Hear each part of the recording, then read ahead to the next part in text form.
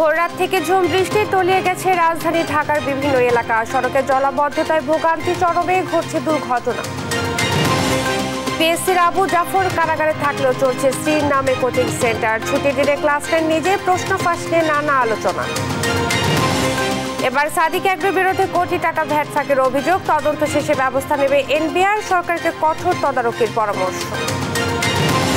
কোটা নিয়ে স্থায়ী সমাধানের দাবিতে আন্দোলন অব্যাহত, পুলিশের ব্যারিকেড ভেঙে শাহবাগ মোড় অবরোধ, আজ সব ক্যাম্পাসে বিক্ষোভ। এবং খুলনার talk of the town Awami League নেতা তারা বিশ্বাস, ইউপি চেয়ারম্যান রবি হত্যা মামলায় গ্রেফতারের পর আসছে একের পর এক অভিযোগ।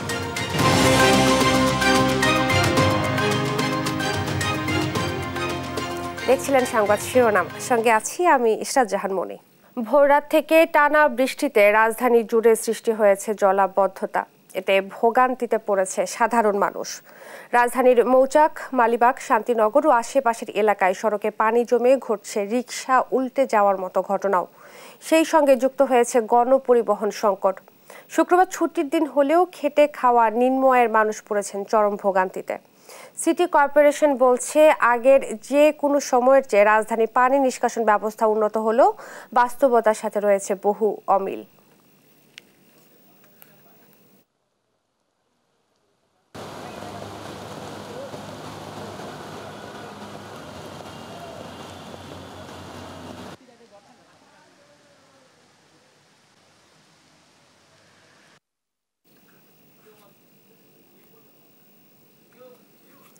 ভোররাত থেকে ঝুম বৃষ্টিতে তলিয়ে গেছে রাজধানী ঢাকার বিভিন্ন এলাকা। এই মুহূর্তে রাজধানী মালিবাগ এলাকায় আছেন সহকর্মী মাজহারুল ইসলাম, সরাসরি যুক্ত হচ্ছেন তিনি। মাজহার, জলাবদ্ধতার কি অবস্থা দেখছেন এবং কোন কোন সড়কে পানি জমেছে, বিস্তারিত জানাবেন।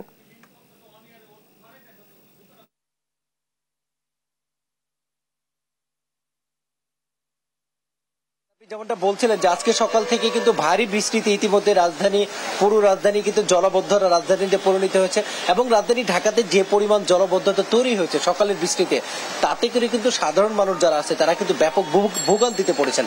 আপনি দেখতে পাচ্ছেন যে আমি কিন্তু হাঁটু পানির মধ্যে দাঁড়িয়ে আছি এবং এটি কিন্তু রাজধানীর মালিবাগের চিত্র এবং এই চিত্রে কিন্তু রাজধানীর আশেপাশে শান্তিনগর, মালিবাগ, মৌচাক বা আশেপাশের যে অঞ্চলগুলো আছে, বেইলি রোড, এই অঞ্চলগুলোতে কিন্তু পানিতে সয়লাভ এবং সাধারণ মানুষ কিন্তু বড় ধরনের ভোগান্তিতে পড়েছেন এবং তারা বলছেন যে এই যে এই ভোগান্তি শেষ কোথায়। এবং আশপাশের যে ফুটপাতের দোকানগুলো আছে, এই দোকানগুলো যারা মূলত এই রুজি জীবিকার তাগিদে দোকানগুলো চালান, তারাও ভোগান্তিতে পড়েছে। এবং এই যে পানি এত বেশি হওয়ার কারণে আমরা কিন্তু ছোটখাটো দুর্ঘটনাও ঘটতে দেখেছি এবং রিক্সাতে যারা যাচ্ছেন বা ছোট যে যানবাহনগুলো আছে তারা কিন্তু পড়ে যাচ্ছেন এবং এতে করে কিন্তু আমরা দুর্ঘটনা ঘটতে দেখছি। এবং সকাল থেকে যে পরিমাণ জলাবদ্ধতা তৈরি হয়েছে তাতে কিন্তু পুরো রাজধানী এক ধরনের জলাবদ্ধতার রাজধানীতে পরিণত হয়েছে। আপনি জানেন যে বর্ষাকাল আসলেই কিন্তু আমাদের রাজধানীর আমরা এই সাধারণ চিত্রটি দেখতে পাই এবং এতে করে কিন্তু রাজধানীবাসী বলছেন যে এই যে চিত্র প্রত্যেক বছর তাদেরকে এই ধরনের জলাবদ্ধতার মধ্যে পড়তে হয়, এতে করে কিন্তু তাদের ভোগান্তি শেষ নেই। মূলত যারা দায়িত্বশীল ব্যক্তি, সিটি কর্পোরেশন, ওয়াসা এবং স্থানীয় সরকার মন্ত্রণালয়, যারা মূলত এই জিনিসগুলো বা এই বিষয়গুলো নিয়ে কাজ করে থাকেন, তাদের উদাসীনতা বা তাদের সঠিকভাবে ব্যবস্থা না নেওয়ার ফলে কিন্তু রাজধানীবাসীকে ভোগান্তিতে পড়তে হয়। এছাড়া কিছু সাধারণ মানুষও কিন্তু এর জন্য দায়ী আছেন। যে আপনি জানেন যে আমরা কিন্তু যে ময়লাগুলো ফেলি, এই ময়লাগুলো যে ড্রেনেজ ব্যবস্থার মধ্যে যখন পড়ে যায় তখন কিন্তু সাধারণ মানুষ কিন্তু আরো একবার যখন অসচেতনতার ফলে কিন্তু এই জলাবদ্ধতা তৈরি হয়। আপনি দেখতে পাচ্ছেন আশপাশের যে দোকানগুলো আছে, এই দোকানগুলো কিন্তু সকাল থেকে বন্ধ এবং দোকানদার যারা আছেন তারা যেটা বলছেন যে আমরা দোকানগুলো খুলতে পারছি না এবং দোকান খুললেও কিন্তু সেই অর্থে ক্রেতা যারা, সেই ধরনের ক্রেতা মিলছে না এবং আশপাশের যে বাড়ির নিচেও কিন্তু পানি উঠতে দেখেছি এবং যারা বাসা থেকেও কিন্তু অনেকে বের হতে পারছে না। তারা বলছেন যে জলাবদ্ধতা এত বেশি পরিমাণ, তারা যে প্রয়োজনীয় তাগিদে বাহিরে যাবেন সেই সুযোগটাও কিন্তু তাদের নেই। ফলশ্রুতিতে কিন্তু জনজীবন কিছুটা বিপর্যয় হয়ে পড়েছে এবং আশপাশের অনেক দোকানে পানি উঠে গিয়েছে এবং দোকানে পানি উঠে যাওয়ার কারণে যে দোকানগুলো একটু নিচে, তাদের দোকানের কিন্তু অনেক মালামালও কিন্তু ক্ষতি হয়েছে এবং অনেকের বাসা, বিশেষ করে যারা নিচতলায় থাকেন, তাদের বাসাতেও পানি উঠতে দেখেছি। দেখেছি। আপনি জানেন যে এই যে দৃশ্য আমরা রাজধানীতে দেখছি, যে অঞ্চলগুলোতে মূলত বন্যা কবলিত, বেশি বন্যা হয় বা পানিতে অনেক বেশি থাকে, সেই অঞ্চলগুলোতে কিন্তু এই দৃশ্য দেখা যায়। রাজধানী ঢাকার চিত্র এমনটি, সেটা সত্যিকার অর্থে অকল্পনীয়। 2 কোটির বেশি মানুষ কিন্তু রাজধানীতে বসবাস করে। তারা কিন্তু সবসময় বলেন যে বর্ষাকাল আসলেই এই চিত্র কিন্তু স্বাভাবিক হয়ে গেছে, এবং দায়িত্বশীল ব্যক্তিরা যখন সঠিক সময় দায়িত্ব পালন করতে ব্যর্থ হন তখনই কিন্তু এই ধরনের জলাবদ্ধতা তৈরি হন। আপনি জানেন কি আজকে ভোর থেকেই কিন্তু বৃষ্টি শুরু হয়, এবং এই বৃষ্টিতে কিন্তু ব্যাপক পরিমাণে জলাবদ্ধতা তৈরি হয়েছে। আপনি জানেন যে আরো একটি জিনিস যেটি ভোগান্তিতে পড়তে হয়, সেটি হচ্ছে এই বর্ষাকাল আসলে কিন্তু রাজধানীর সড়কগুলোতে খোঁড়াখুড়ি শুরু হয়, সংস্কার কাজ শুরু হয়। সঠিক সময়ে যদি এই সংস্কার কাজগুলো করা হতো তাহলে কিন্তু এখন যে জলাবদ্ধতা আমরা দেখছি সেটি হয়তো বা রাজধানীবাসীকে ফেস করতে হতো না, এবং তাদেরকে কিন্তু এই ভোগান্তিতে পড়তে হতো না। রাজধানীবাসীর যে আশা যে দ্রুত সময়ের মধ্যেই যারা মূলত দায়িত্বশীল ব্যক্তি আছেন তারা এই জিনিসগুলো নিয়ে আরো একবার ভাববেন এবং ড্রেনেজ ব্যবস্থা ঠিকভাবে নিষ্কাশন করবেন, যাতে করে রাজধানীবাসী এই জলাবদ্ধতা থেকে রক্ষা পায়। এই ছিল মূলত মালিবাগ মোড় থেকে আজকের জলাবদ্ধতা সম্পর্কিত আমার কাছে সর্বশেষ তথ্য। মাঝার, আপনাকে ধন্যবাদ। বৃষ্টির কারণে সৃষ্ট জলাবদ্ধতার খবর জানাচ্ছিলেন সহকর্মী মাজহারুল ইসলাম। সরকারি ছুটির দিনে বৃষ্টি ভেজা সকালে জলমগ্ন রাজধানীর কাউরান বাজার। এই মুহূর্তে বাজারে আছেন সহকর্মী ইফতেখার রেজা। ইফতেখার, কাউরান বাজারের কি পরিস্থিতি দেখতে পাচ্ছেন আমাদেরকে জানাবেন। মূলত সকাল থেকে বৃষ্টি হওয়ার কারণে কারণ বাজার একেবারেই ফাঁকা, এবং যে বিদ্যুতের যে সরবরাহ, সেই বিদ্যুতের সরবরাহ নেই এই মুহূর্তে, এবং যে জেনারেটরের যে ব্যবস্থা থাকবার কথা সেটিতেও বিদ্যুৎ সরবরাহ হচ্ছে না। মূলত ব্যক্তিগত যে ব্যবস্থাপনা রয়েছে, চার্জার লাইট বা চার্জার যে বাল্বগুলো রয়েছে সেই বাল্বগুলো মূলত জ্বলছে। তবে এই মুহূর্তে এখনই বিদ্যুৎ এসে পড়েছে কারণ বাজারে, এবং এখন আমরা যে বিষয়টি লক্ষ্য করছি যে সকাল থেকে যে ক্রেতাদের যে উপস্থিতি, সেই উপস্থিতি অনেকটাই কম, এবং যে বিক্রেতা যারা রয়েছেন তারা অনেকটাই অলস সময় পার করছেন। তো কারওয়ান বাজারে আমরা বাজার ঘুরে যেটি খেয়াল করেছি যে এ সপ্তাহে এসে চালের দাম বেড়েছে কিছুটা। 50 টাকা কেজি প্রতি যে আটাশ চাল গত সপ্তাহে বিক্রি হয়েছে, সেই আটাশ চাল এ সপ্তাহে এসে 53 থেকে 54 টাকায় বিক্রি হচ্ছে, এবং চিকন চাল বিক্রি, যেটি মিনিকেট বলে প্রচলিত, সেই চালটি 62 থেকে 63 টাকা গত সপ্তাহে বিক্রি হলো। এ সপ্তাহে এসে 66 থেকে 67 টাকায় বিক্রি হচ্ছে, এবং নাজিরশাইল চাল বিক্রি হচ্ছে 80 টাকা কেজি। এবং আমি আপনাকে আরো জানিয়ে রাখতে চাই যে এ সপ্তাহে এসে খাসির মাংস 1200 টাকা এবং ছাগলের মাংস 1100 টাকা কেজি, এবং গরুর মাংস বিক্রি হচ্ছে মূলত 750 টাকা কেজি, এবং ব্রয়লার মুরগি বিক্রি হচ্ছে 180 টাকা কেজি, এবং সোনালী মুরগি বিক্রি হচ্ছে 320 টাকা কেজি, এবং 5 লিটারের যে সয়াবিন তেল, সেই সয়াবিন তেল বিক্রি হচ্ছে 790 থেকে 800 টাকা প্রতিটি বোতল, এবং খোলা চিনি বিক্রি হচ্ছে মূলত 125 থেকে 130 টাকা, এবং প্যাকেট চিনি বিক্রি হচ্ছে 135 টাকা কেজি। তো আমরা একজন ব্যবসায়ীর সাথে কথা বলবো, তার কাছে জানতে চাইবো যে আজকে সকাল থেকে ক্রেতাদের কেমন উপস্থিতি এবং কোন পণ্য কত দামে বিক্রি করছেন, এই সপ্তাহে এসে কোনো পণ্যের দাম বেড়েছে কিনা। আপনার গ্যাসের সপ্তাহের তুলনায় এই সপ্তাহে যদি বলে, আজকে যেহেতু সকাল থেকে বৃষ্টি, সেক্ষেত্রে শুক্রবার বাজার হিসাবে বাজার ওরকম পরিমাণে ক্রেতা নেই, কিন্তু বিক্রেতারা অলস সময় কাটাচ্ছে। সেই সাথে সাথে বাজারে কোনো পণ্যের ঊর্ধ্বগতি বা নিম্নগতি হয় নাই। গ্যাসের সপ্তাহে যা ছিল তাই আছে। প্যাকেটজাত চিনি 135 টাকা, খোলা চিনি 130 টাকা, মসুর ডাল আপনার মোটারা 110 থেকে ধরে 135 টাকা কেজি ধরে বিক্রি হচ্ছে। আর ভোজ্য তেল আপনার 5 লিটার বিক্রি হচ্ছে 800 থেকে আপনার 790 টাকার মধ্যে। আদার সমস্ত কিছু দামি ঠিক সামান্য পর্যায়ে। ধন্যবাদ। যেমনটি শুনছিলেন নিত্যপণ্যের বাজারের দর জানাচ্ছিলেন, তবে এ সপ্তাহে এসে নিত্যপণ্যের দাম খুব একটি বাড়েনি বলেই তিনি জানাচ্ছিলেন। এবং আমি আপনাকে আরো একটি বিষয় জানিয়ে রাখতে চাই, এই বৃষ্টির কারণে সবজির দাম হয়তো কিছুটা বেড়েছে বলে আমরা জেনেছি, তবে এটি পরবর্তীতে আমরা জানাতে পারবো যে আর অন্যান্য যে নিত্যপণ্য রয়েছে সেই নিত্যপণ্যগুলোর মূল্য কত। তো কারওয়ান বাজার থেকে এই ছিল সর্বশেষ। ইফতেখার, আপনাকে ধন্যবাদ। কারওয়ান বাজার থেকে বাজার পরিস্থিতি জানাচ্ছিলেন সহকর্মী ইফতেখার রেজা।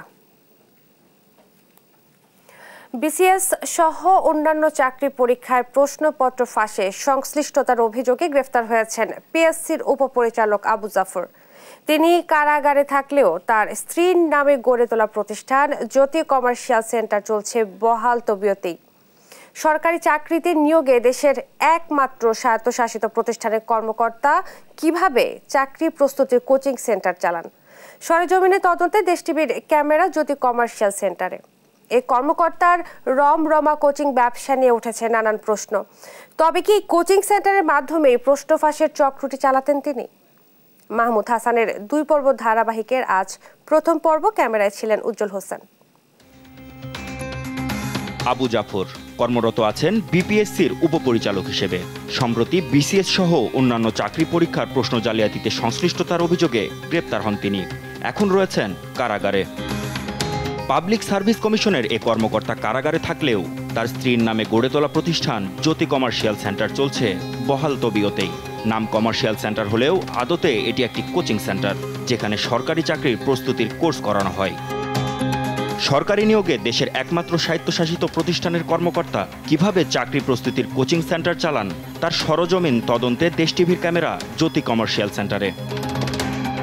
জানা গেল 1995 সাল থেকে স্ত্রী শিরিন আক্তার জ্যোতির নামে এই সেন্টারটি চালাচ্ছেন পিএসসির উপপরিচালক আবু জাফর। আবু জাফর হলো ওনার এই শিরিন আক্তারের স্বামী, উনি শিরিন আক্তার। আমরা এখানে কাজ করি। উনিও এরকম খণ্ডকালে নিয়ে আসে আর কি।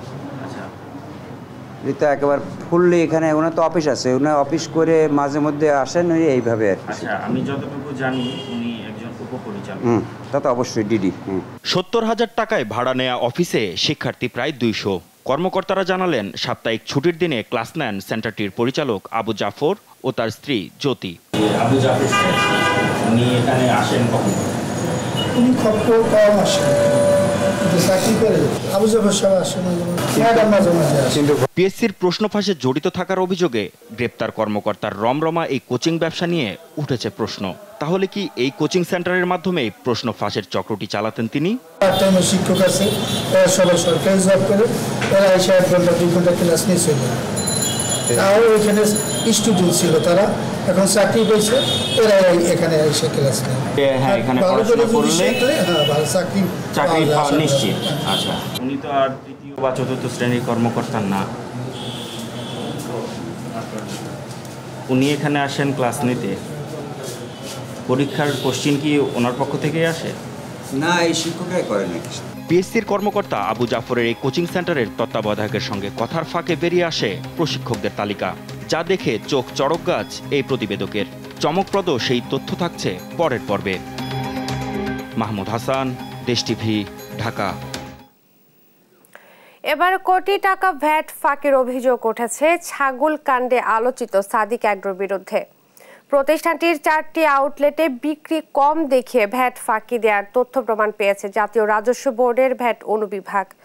তাদের গোয়েন্দা সেলের তদন্ত শেষে ব্যবস্থা নেওয়া হবে বলে জানিয়েছেন কর্মকর্তারা। আর টিআইবি বলছে কর ফাঁকি বন্ধে সরকারের আরও কঠোর পদক্ষেপ দরকার। নূপুর মাহমুদের রিপোর্টে বিস্তারিত। একের পর এক অভিযোগ আসছে আলোচিত সাদিক অ্যাগ্রোর বিরুদ্ধে। এবার প্রতিষ্ঠানটির বিরুদ্ধে কর ফাঁকির অভিযোগে তদন্তে নেমেছে জাতীয় রাজস্ব বোর্ড। সাদিক অ্যাগ্রোর 4টি আউটলেটে বিক্রয় ও মূসক সংক্রান্ত দলিলাদি জব্দের পর প্রাথমিকভাবে বড় অঙ্কের ভ্যাট ফাঁকির প্রমাণ পেয়েছে তারা। কর্মকর্তারা জানান 2019 সালের 1 জুলাই থেকে চলতি বছরের জুন পর্যন্ত 4টি আউটলেটে কেনাবেচা হয়েছে প্রায় 15 কোটি 84 লাখ টাকা, কিন্তু ভ্যাট রিটার্নে কম দেখানো হয় প্রায় 10 কোটি টাকা। এর মাধ্যমে তারা ভ্যাট ফাঁকি দিয়েছে প্রায় 1 কোটি 32 লাখ টাকা। সবচেয়ে বেশি ফাঁকি দিয়েছে তেজগাঁও লিংক রোডের আউটলেটে। এ নিয়ে বড় পরিসরে তদন্ত চলছে জানিয়ে কর্মকর্তারা জানান সব তথ্য প্রমাণ হাতে নিয়ে আইনি ব্যবস্থা নেওয়া হবে। কেন্দ্রীয় গোয়েন্দা সেলই এটার তদন্ত করবে এবং তারাই ব্যবস্থা নেবে। এনবিআর এ যোগাযোগ করলে ফান্ডটা জানতে পারবেন। সিআইসিতে আছে ওটা, হ্যাঁ, কেন্দ্রীয় গোয়েন্দা সেল। এদিকে কর ফাঁকি একটি বড় দুর্নীতি উল্লেখ করে টিআইবি বলছে সরকারের সদিচ্ছা পারে এমন অনিয়ম বন্ধ করতে।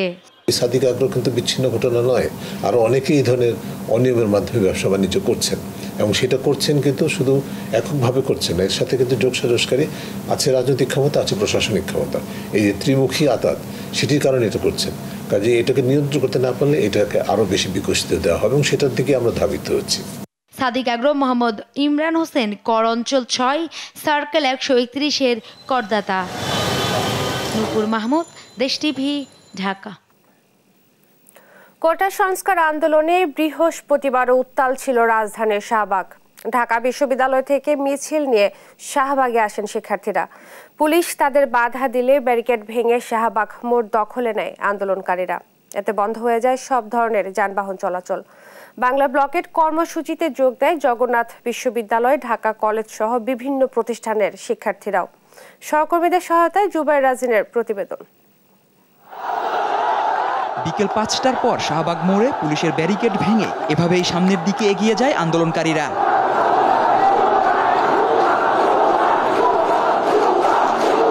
পূর্বঘোষিত কর্মসূচির কারণে বৃহস্পতিবার দুপুরের পর থেকেই শাহবাগ মোড়ের বিভিন্ন স্থানে অবস্থান নেয় আইনশৃঙ্খলা বাহিনীর পর্যাপ্ত সংখ্যক সদস্য।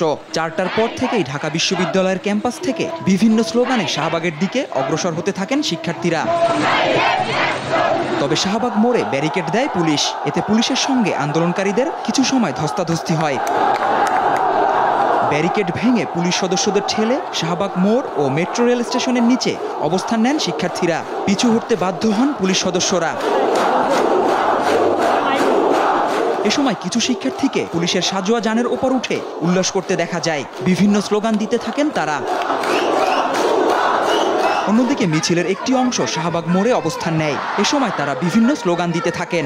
বাংলাদেশে কোটা বৈষম্য চায় না, আমরা শিক্ষার্থীরা চাই মেধার ভিত্তিতে চাকরি হোক। আমি চাকরি না পাই কিন্তু আমার মেধাবী ভাইটি চাকরি পাক। বাংলাদেশের শিক্ষার্থীরা বারবার প্রতারিত হবার কারণে তাদের যে আস্থার ঘাটতি তৈরি হয়েছে, সরকারের প্রতি বিশ্বাসের ঘাটতি তৈরি হয়েছে, এই জন্য কিন্তু শিক্ষার্থীরা দায়ী নন। এই জন্য এই দেশ যারা চালিয়েছেন আগে, এখন যারা চালাচ্ছেন তাদেরই কিন্তু এই দায়টি নিতে হবে। এদিকে ঢাকা কলেজের সামনে থেকে মিছিল নিয়ে যাওয়ার সময় নীলক্ষেতে আটকে দেয় পুলিশ। পরে মিছিলটি আবারও ঢাকা কলেজের গেটে ফিরে আসে।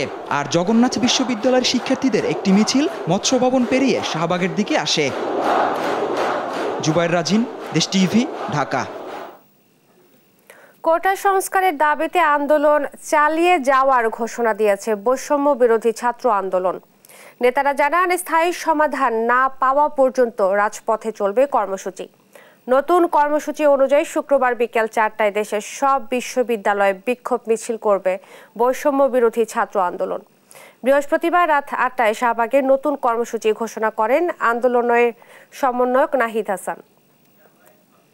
আজকে যেটা হলো যে আমাদের বাধা দেওয়া হলো, ভয় দেখানো হলো, এবং আমরা দেখেছি ঢাকা বিশ্ববিদ্যালয় ক্যাম্পাসে বিভিন্ন জায়গা থেকে বাসে করে অছাত্র এনে ক্যাম্পাসে একটা অস্থিতিশীল পরিবেশ তৈরি করার চেষ্টা করা হয়েছে। আমরা স্পষ্টভাবে বলতে চাই যে আমাদের কোনো রাজনৈতিক পক্ষ বিপক্ষ এখানে নাই, কিন্তু শিক্ষার্থীদের আন্দোলনে কোনো ধরনের যদি বাধা দেওয়া হয় তাহলে কিন্তু আমরা দেখবো না কে বাধা দিচ্ছে আমাদেরকে। সারা দেশে যে হামলা করা হয়েছে, বাধা দেওয়া হয়েছে, এবং যারা বাধা দিয়েছে তাদের বিচারের দাবিতে আগামীকাল বিকাল 4টায় সারা দেশের সকল ক্যাম্পাসে বিক্ষোভ মিছিল ও সমাবেশ অনুষ্ঠিত হবে। কোটা বাতিলে 2018 সালে জারি করা পরিপত্র অবৈধ ঘোষণা করে দেয়া সংক্ষিপ্ত রায় প্রকাশ করেছেন হাইকোর্ট। বৃহস্পতিবার সন্ধ্যায় প্রকাশিত রায়ে বলা হয়, কোনো পাবলিক পরীক্ষায় কোটা পূরণ না হলে সাধারণ মেধা তালিকা থেকে শূন্যপদ পূরণের স্বাধীনতা থাকবে। সরকার চাইলে কোটা পদ্ধতি পরিবর্তন ও পরিবর্ধনও করতে পারবে। বিস্তারিত শামীম আক্তারের রিপোর্টে। সরকারি চাকরিতে নিয়োগের ক্ষেত্রে 30% মুক্তিযোদ্ধা কোটা সহ 56% কোটা বাতিল করে জনপ্রশাসন মন্ত্রণালয়ের জারি করা পরিপত্র অবৈধ ঘোষণা করে হাইকোর্ট। আজ সেই রায়ের সংক্ষিপ্ত অংশ প্রকাশ করা হয়েছে। এতে বলা হয়েছে, সরকার চাইলে কোটা বাড়াতে বা কমাতে পারবে। কোটা পূরণ না হলে শূন্য পদে সাধারণ মেধা তালিকা থেকে নিয়োগ দেওয়া যাবে। এই রায়ের বিরুদ্ধে অবস্থান নিয়ে সারা দেশে বৈষম্য বিরোধী ছাত্র আন্দোলন ফুঁসে উঠেছে। এরই মধ্যে সর্বোচ্চ আদালত থেকে এই রায়ে স্থিতি অবস্থা জারি করেছেন প্রধান বিচারপতির নেতৃত্বে আপিল বিভাগ, যার ফলে 2018 সালের পরিপত্র বহাল রইল। এই কোটা পদ্ধতিটা বিলুপ্ত ছিল গত 5 বছর থেকে। সেই ক্ষেত্রে নতুন করে এখন জাজমেন্ট না পাওয়া পর্যন্ত এটাকে বন্ধ রাখার জন্য আমরা স্টে চেয়েছিলাম। তো তো আদালত উভয় পক্ষকে শুনানি করে ওনারা স্টে রাস্কো দিয়েছেন সাবজেক্ট ম্যাটারে, অর্থাৎ এখন যেই অবস্থায় আছে সেই অবস্থায় থাকবে। প্রধান বিচারপতি বৃহস্পতিবার আপিল বিভাগের এক শুনানিতে আন্দোলনকারীদের মূল মামলার সঙ্গে পক্ষভুক্ত হওয়ার পরামর্শ দেন। আপনারা আন্দোলনকারীদের তাদেরকে বলেন তারা আদালতে আসুক, আদালতের দরজা তো সবার জন্য খোলা, কাজে আদালতে এসে উনি ওনার আইনজীবীর মাধ্যমে যে কোনো কথা বলতে পারে, গ্রিভান্স চাইতে পারে, ওনার যদি কোনো অপূর্ণতা থাকে, ওনার যদি কষ্ট থাকে, আইনগতভাবে উনি ভিক্টিমাইজ করছে। বিচারপতি কে এম কামরুল কাদের ও বিচারপতি খিজির হায়াতের হাইকোর্ট বেঞ্চ গত 5 জুন দেয়া রায়ের মূল অংশ প্রকাশ করেন বৃহস্পতিবার বিকেলে। কোটা পুনর্বহালে হাইকোর্টের দেয়া রায় পাওয়ার 3 মাসের মধ্যে সরকারি চাকুরিতে নবম গ্রেড প্রথম শ্রেণী ও দশম থেকে ত্রয়োদশ গ্রেড দ্বিতীয় শ্রেণী সরকারি চাকুরির কোটা পুনর্বহালের নির্দেশনা দেয় হাইকোর্ট। শামিমা আক্তার, দেশ টিভি, ঢাকা। সংবাদ সকালে আরো থাকছে। এবারও বর্ষা মৌসুমে উত্তাল ব্রহ্মপুত্র, ময়মনসিংহের গৌরীপুরে তীব্র নদী ভাঙন, ফসলি জমি ও বসত ভিটা হারিয়েছে শতাধিক পরিবার। খুলনা নগরীর talk of the town Awami লীগের নেতা আজগর বিশ্বাস ওরফে তারা বিশ্বাস। ভূমি ব্যবসায়ী হিসেবে পরিচিত তারা বিশ্বাস আটক হয়েছেন ডুমুরিয়া উপজেলার সরাবপুর ইউনিয়নের চেয়ারম্যান রবিউল ইসলাম রবি হত্যা মামলায়। মঙ্গলবার তার 5 দিনের রিমান্ড মঞ্জুর করেন আদালত।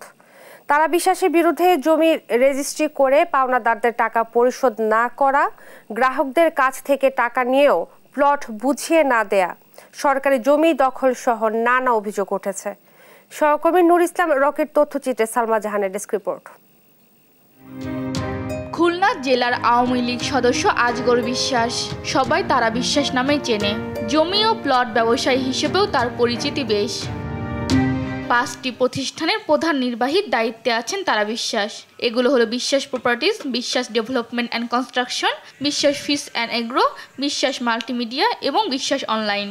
তার রয়েছে 60 লাখ টাকা মূল্যের 2টি প্রাইভেট কার, 50 ভরি স্বর্ণ, নিজ নামে 5 বিঘা কৃষি জমি, 30 শতক অনাবাদি জমি, দালান অ্যাপার্টমেন্ট এবং মৎস্য খামার।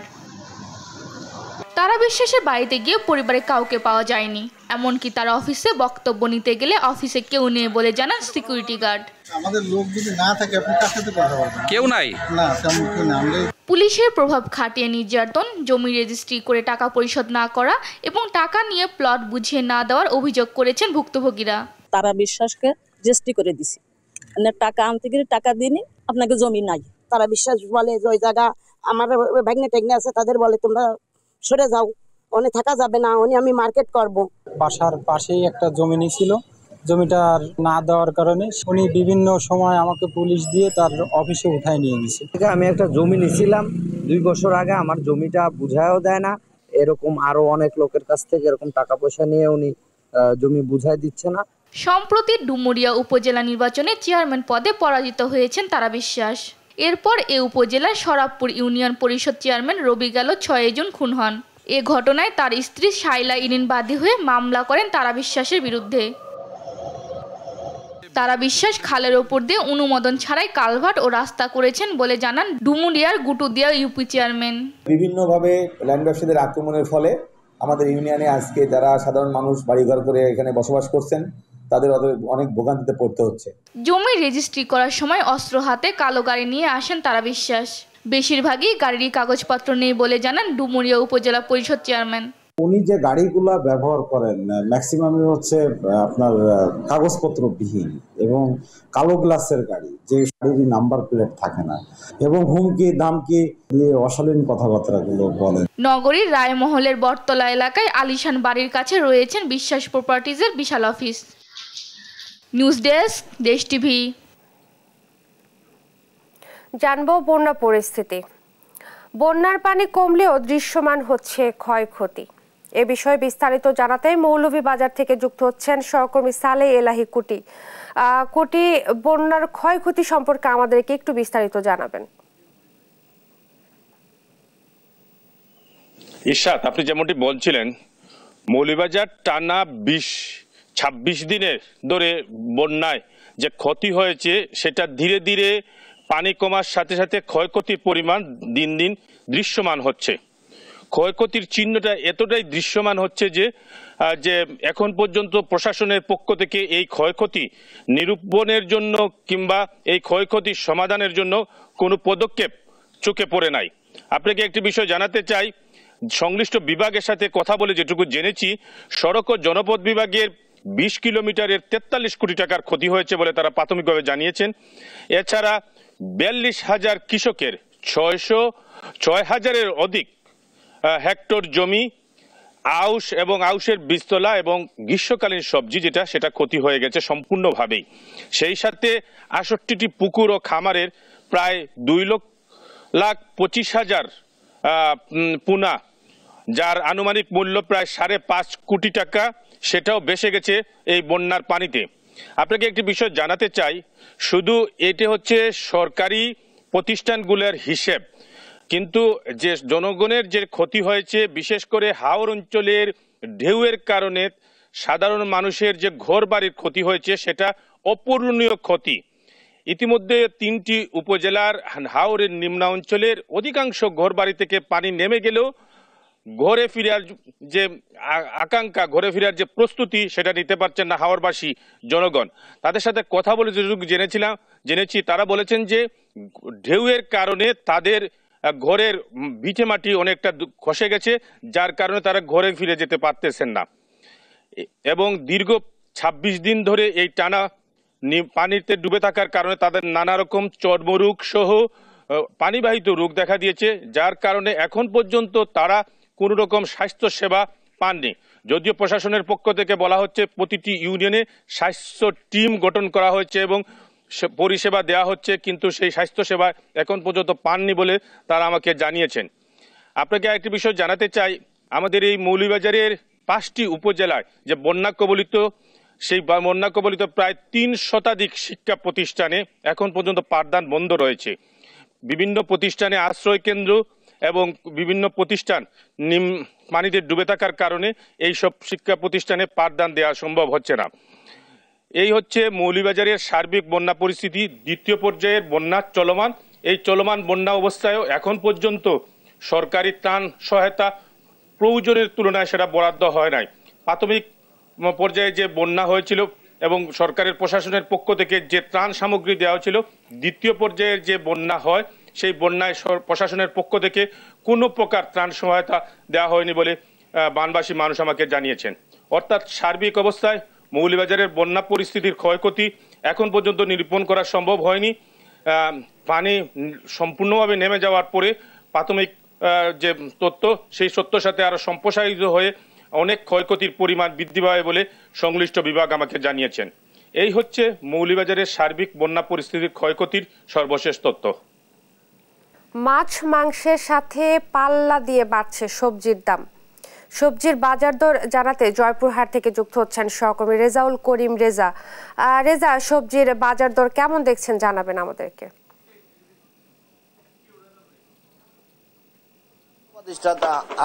আমি এখন দাঁড়িয়ে আছি জয়পুরহাটের, এটা মাছুয়া বাজার। এইটা আমাদের শহরের সবচেয়ে যে প্রতিদিনের বাজার, সেটা এই বাজারটি। এখানে সর্বশ্রেণী পেশার মানুষ কিন্তু এই বাজার করে থাকেন। আমি একটু দেখাতে চাই ও জানাতে চাই আপনার মাধ্যমে দর্শকদের, দেশ টিভির দর্শকদের, যে এই গত প্রায় 8-10 দিন থেকে এই যে কাঁচা মরিচ, তারপরে পেঁয়াজ, আলু, এগুলো কিন্তু লাফিয়ে দাম বাড়ছে। যেমন কাঁচা মরিচ 200 থেকে 260 টাকা 80 টাকা পর্যন্ত বাজার উঠেছিল। তারপরে পেঁয়াজ আজকে বাজার হচ্ছে 120 টাকা। আলুর বাজার কিন্তু সর্বনিম্ন যে আলুটা সেটা হচ্ছে 50 টাকা থেকে 75 টাকা 80 টাকা পর্যন্ত প্রকারভেদে আলু বিক্রি হচ্ছে। তারপর বেগুন 80 টাকা বিক্রি হচ্ছে। পাশাপাশি এক কথা বলা যায় যে পটলের দামটা শুধুমাত্র 30 থেকে 40 টাকা 25 টাকা এর মধ্যে আছে। তাছাড়া সব কাঁচা সবজির দামই কিন্তু মোটামুটি বেশি। আমি একজন ক্রেতা এখানে, আপনি তো সম্ভবত কিনতে এসেছেন, বাজার করতে এসেছেন, আপনি জানাবেন। বাজারে তো আসছে, বাজার ছাড়া কি আপনাকে ভাই কি ঘটনা, আপনাদের ঘটনাটা কি, বাজারের পরিস্থিতি কি, কেমন দাম পরিস্থিতি, বাজারের পরিস্থিতি ভাই, যারা আমরা প্রতিদিন বাজারে আসি তাদের বেঁচে থাকার আর কোনো বুদ্ধি নাই ভাই। আমাদের নাভিশ্বাস হয়ে গেছে। আমরা যে পরিমাণ পয়সা সারাদিনে দিন মজুরি দ্বারা আমরা খাটাখাটনি করে কামাই করি, তারা বাজারে আসা, আমাদের বাজারে এক বেলার ভাত হয় না ভাই। সারাদিনে যদি 500 টাকা হাজিরা পাই, ওই 500 টাকা দিয়ে কাঁচা মাল কিনা ভাতের টাকা আমাদের থাকে না ভাই। এমনই একটা দুরবস্থা চলতেছে। এই সরকারের এই বাজার টাজার বা মানুষের প্রতি কোনো খেয়াল নাই, কোনো নজর নাই। এই যে একটা নাকি শুনি মাঝে মধ্যে যে ভোক্তা অধিকারী কি সংস্থা আছে, তারাও কোনোদিন আমি এই বাজারে আসা দেখিনি। আমরা তো প্রতিনিয়তই বাজারে আসি। তারপরে একটা অত্যন্ত দুঃখের সঙ্গে বলতে হচ্ছে যে যারা আমরা প্রতিদিন বাজারে আসি তারা আজকে মৃত্যুর পথযাত্রী, আর যাদের বাড়িতে বাজারে যায় তারা বাজার সম্পর্কে কিছু বলতে পারবে না ভাই। ধন্যবাদ। আপনি একটু সংক্ষেপে বলবেন। সালাম আলাইকুম। কথা বলতে দেওয়ার জন্য দেশ টিভির রাশেদকে আর রেজাকে ধন্যবাদ জানাই। আমার বেশি কিছু বললাম, আমার বড় ভাই যে বক্তব্য দিয়ে গেল তার সাথে আমি একমত পোষণ করে বলছি। এই যে আমার এখানে 500 টাকার বাজার, এই 500 টাকা নিয়ে এসে এইটুকুর মধ্যে আমার 500 টাকার বাজার হয়ে গেছে। তাই বলে দেশবাসী মনে করবেন না এর মধ্যে ইলিশ মাছ বা গোস্ত আছে, এটা মনে করবেন না। ধন্যবাদ সকলকে। আমি আরেকটা বিষয় জানিয়ে রাখি যে যেটা সাধারণ যে বাজার করতে আসে এবং ভোক্তারা যেটা আমাকে জানিয়েছেন যে আসলে বাজার মনিটরিং এর যে সংস্থাগুলো আছে, ভোক্তা অধিকার সংরক্ষণ অধিদপ্তর, তারপরে আপনার যে কৃষি বিপণন সহ যে মনিটরিং ব্যবস্থার যে সরকারের দায়িত্বে যারা আছে, তাদের যদি তাদের দৃশ্যমান কোনো এখানে কিন্তু মানে মনিটরিং ব্যবস্থা দেখতে পায় না। তবে তারা দাবি করেছেন এটা কঠোরভাবে এই মানে মনিটরিং ব্যবস্থা করার জন্য। এই ছিল আমার জয়পুরহাটের কাঁচা বাজারের পরিস্থিতির সর্বশেষ। আমি ইশরাতের চলে যাচ্ছি স্টুডিওতে। ইশরাত। রেজা, আপনাকে ধন্যবাদ। জয়পুরহাট থেকে বাজার দর নিয়ে বলছিলেন সহকর্মী রেজাউল করিম রেজা। দেশে পর্যাপ্ত চিকিৎসা ব্যবস্থা থাকলেও আতঙ্কে নির্বিচারে মারা পড়ছে সব ধরনের সাপ। এতে প্রাকৃতিক ভারসাম্য নষ্ট হয়ে ব্যাপক ফসল হানির শঙ্কা করছেন বিশেষজ্ঞরা। বন্যপ্রাণী আইনে সাপ মারা সম্পূর্ণ নিষিদ্ধ হলেও তা প্রয়োগে কার্যকরী উদ্যোগ নেই বন্যপ্রাণী সংরক্ষণ অধিদপ্তরের। বিস্তারিত হাসান মাহমুদের রিপোর্টে। মাদারীপুরের শিবচরের চর জানাজাতের বাসিন্দা মমিন শেখ গেল রোববার বাড়ির পাশে দেয়া জালের বেড়ায় কামড়ের শিকার হন রাসেলস ভাইপারের। ব্যথা তীব্র না হলেও ভর্তি হন স্থানীয় স্বাস্থ্য কমপ্লেক্সে। দীর্ঘ পর্যবেক্ষণের পর বিষক্রিয়ার লক্ষণ না থাকায় অ্যান্টিভেনম ছাড়াই সুস্থ হন তিনি। দেখে দেখে তারা রাসেল ভাই কামড় তোমার দিয়েছে ঠিকই, দাঁত বইছে ঠিকই, বইতে পারে কিন্তু বিষ ঢুকে নাই। একই দিনে উপজেলার চর শেখপুর গ্রামে স্থানীয় বাজার থেকে ফেরার পথে সাপে কাটে সজীব হাওলাদারকে। কিছুক্ষণ পর মাথা ঘুরে পড়ে গেলে নেওয়া হয় হাসপাতালে। সাপে কামড় দিছে, এখন যাও কালকে রাতে আমি আসছি হাসপাতালে, আসার পর আমাকে অ্যান্টিবায়োটিক দিছে, এখন আমি মোটামুটি সুস্থ আছি।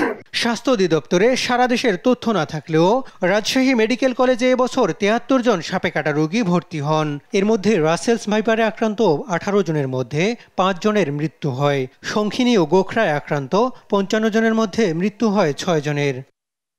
স্বাস্থ্য অধিদপ্তরের তথ্য অনুযায়ী দেশে 4 ধরনের বিষধর সাপের বিপরীতে কাজ করে এমন পর্যাপ্ত অ্যান্টিভেনম আছে হাসপাতালগুলোতে।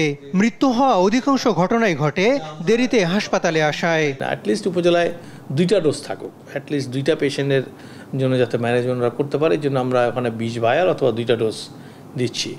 পাশাপাশি যদি কারো হয়তো ইউজ হয়ে যায়, কারো ডিমান্ড হয়ে যায়, কারো যদি জিরো হয়ে যায়, সেক্ষেত্রে আমরা সিভিল সার্জনকে আরো অতিরিক্ত 5টা ডোজ দিচ্ছি যাতে ওরা ফিল আপ করতে পারে। বিশেষজ্ঞরা বলছেন রাসেলস ভাইপার বিষধর হলেও সবচেয়ে অলস প্রকৃতির।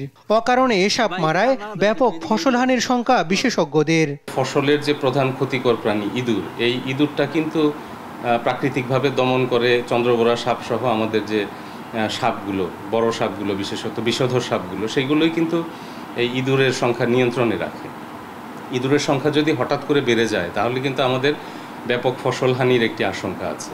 বন্যপ্রাণী আইনে সাপ মারা সম্পূর্ণ বেআইনি, তবে নির্বিচারে সাপ মারার বিপরীতে আইন প্রয়োগ না করে সচেতনতা বৃদ্ধিতে সীমাবদ্ধ বন্যপ্রাণী সংরক্ষণ অধিদপ্তর। আমাদের মাঠ পর্যায়ে যত অফিস আছে, সেই সাথে স্বেচ্ছাসেবী সংগঠনগুলোর কর্মীরা আছে, তাদের মাধ্যমে আমরা তাদের কাছে যাচ্ছি, পৌঁছাচ্ছি এবং এই মেসেজটি দিচ্ছি যে আমাদেরকে সতর্ক থাকতে হবে। সাপে কাটার কার্যকরী চিকিৎসা থাকলেও এখনো অধিকাংশ মানুষ ওঝার কাছেই যায়। মৃত্যুর ঘটনায় সাপ মারার প্রবণতা বাড়ছে বলে মনে করছেন বিশেষজ্ঞরা। হাসান মাহমুদ, দেশ টিভি, ঢাকা। সংবাদ সকালে আরো থাকছে। গাজা ইসরায়েলি তাণ্ডবে নতুন করে প্রাণ গেছে আরো ২৬ ফিলিস্তিনির মরদেহ উদ্ধার করতে দিচ্ছে না ইসরায়েলি বাহিনী। প্রতি বছর বর্ষা মৌসুম এলেই উজানের ঢলে উত্তাল হয় ব্রহ্মপুত্র নদী। এতে নদী পাড়ে বাড়ে ভাঙন। এবছরও ময়মনসিংহের গৌরীপুরে শুরু হয়েছে তীব্র নদী ভাঙন। এরই মধ্যে ফসলি জমি ও বসত ভিটা হারিয়েছেন শতাধিক পরিবার। সহকর্মী ইলিয়াস আহমেদের তথ্যচিত্রে ফারজানা ইসলামের ডেস্ক রিপোর্ট। চোখের সামনেই নদীগর্ভে বসত ভিটা আর ফসলি জমি হারিয়ে এখন ঠিকানাহীন আব্দুল খালেক। পরিবার পরিজন নিয়ে পড়েছেন বিপাকে। শেষ সম্বলটুকু রক্ষাই যেন তার একমাত্র চাওয়া। এই যে জায়গাটা জমিটা আমার সামনে রাস্তায় নামছি, এখন আমি কি করবো, কই যাবো, কি করবো? এখন যদি এই সরকার মাননীয় প্রধানমন্ত্রী যদি এই বাগমনের ফেলে না নেয়, তা আমি কই যাই? আমি সামান্য একটু জায়গা এখন আছি, এটাও নাই, এটাও নদীর গর্ভে যাওয়ার পথে হুমকির পথে আছে।